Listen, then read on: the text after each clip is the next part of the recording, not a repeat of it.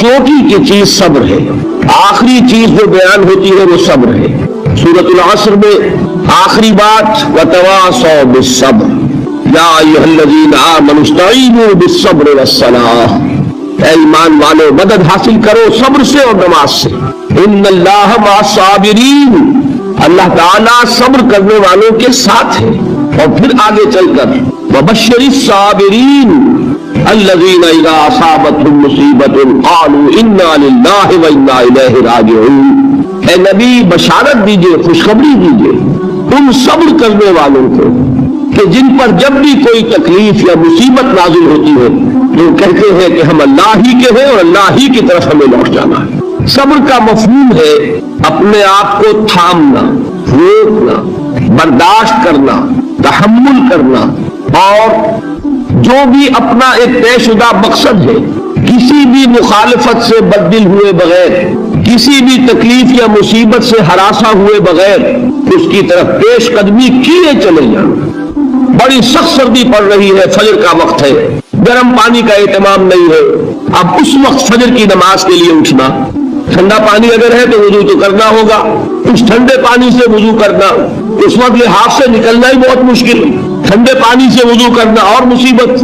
یہ جب تک انسان میں صبر کا مادہ نہ ہوگا ممکن ہی نہیں۔ اس کو کہیں گے صبر علی الطاعہ، اطاعت پر صبر کرنا۔ ناگواری محسوس ہو رہی ہے لیکن اس ناگواری کو برداشت کرتے ہوئے انسان اللہ کے حکم کے اوپر جمع رہے، اللہ کے حکم پر عمل کرے، یہ کیا ہے؟ یہ صبر ہے۔ اگر یہ صبر نہیں ہے تو ظاہر بات ہے کہ انسان اللہ کے اس حکم پر عمل نہیں کر سکے۔ صبر کا مادہ نہیں ہوگا تو آپ کام نہیں کر سکیں گے۔ اور اسی کا ایک دوسرا رخ ہے، جب آپ دعوت حق کے لیے کھڑے ہوں گے پہلا قدم کیا آتا ہے؟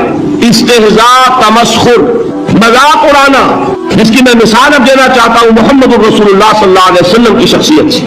دیکھیے ہم کیا اور ہماری بساط کیا، ہم کیا مبلغ ہوں گے، کیا داعی ہوں گے، ہمارے اپنے دامن پر داغ ہوتے ہیں، لیکن یہ کہ محمد رسول اللہ کے دامن پر کوئی داغ تھا؟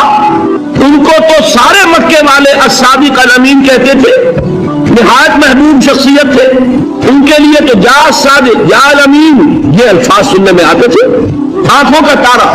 لیکن جب آپ نے دعوت اب شروع کی، اب قرآن مجید میں دیکھیے کسی نے کہا مجنون ہو گئے، دماغ خراب ہو گیا، پاگل ہو گئے، ابھی شاعر ہے کچھ شعر جوڑ لیتے ہیں ہم پر بہت جماتے ہیں، کسی نے کہا ساحر ہے وہ جادو سیکھ لیا ہے، یہاں تک کہ ایسے بدبخت بھی پیدا ہوئے قرآن میں ہے ساحر کذاب، سحر کرنے والا جادوگر نہایت جھوٹا۔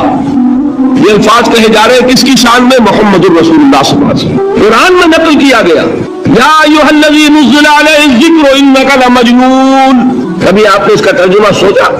ہے وہ شخص، دیکھیے تصور کیجئے حضور جا رہے ہیں، تشریف لے جا رہے ہیں، کسی دعوت میں ہے، تبلیغ میں، یا ویسے ہی تشریف لے جا رہے ہیں، اور کوئی ایک دم گھٹا ہے لوگوں کا، ادھر سے فکرہ آتا ہے، تیر کی طرح لگتا ہے دل میں جا کر محمد کے صلی اللہ علیہ وسلم۔ ہے وہ شخص جس کا یہ خیال ہے کہ اس پر کوئی ذکر نازل ہو رہا ہے، ہمارے خیال میں تو تمہارا دماغ خراب ہو گیا ہے۔ یا ایھا الذی نزل علیہ الذکر انک لمجنون، کہا کہ نہیں کہا؟ اور یہ نہ سمجھیے کہ حضور صلی اللہ علیہ وسلم کے قلب مبارک کو تکلیف نہیں ہوتی تھی، میں قرآن سے ثابت کروں گا، میں کہیں کوئی کہانیاں بیان نہیں کرنا چاہتا۔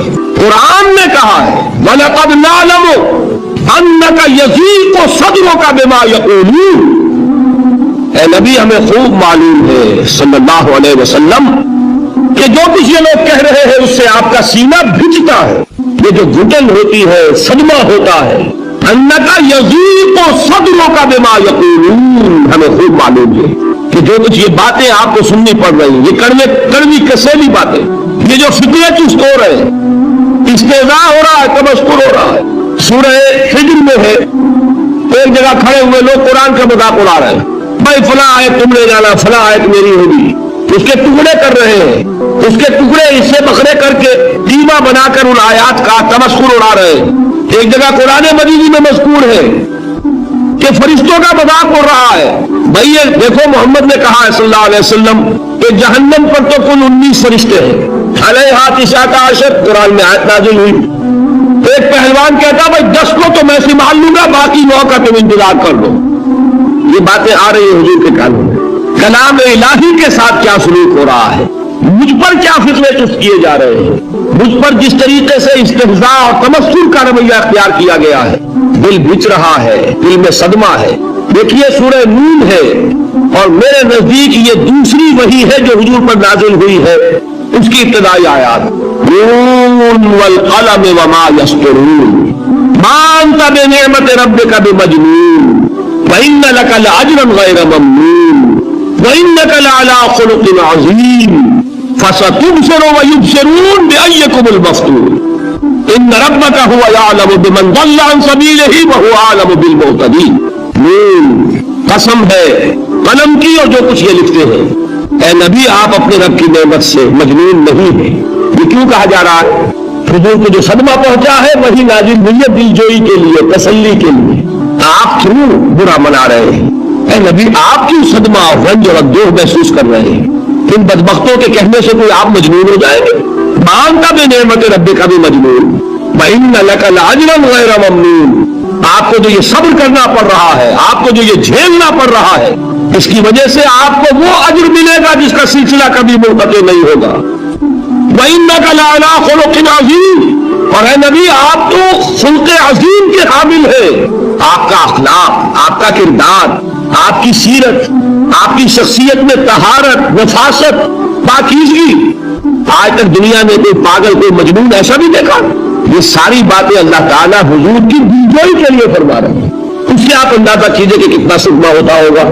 یہی ہے اس ساری چیز کو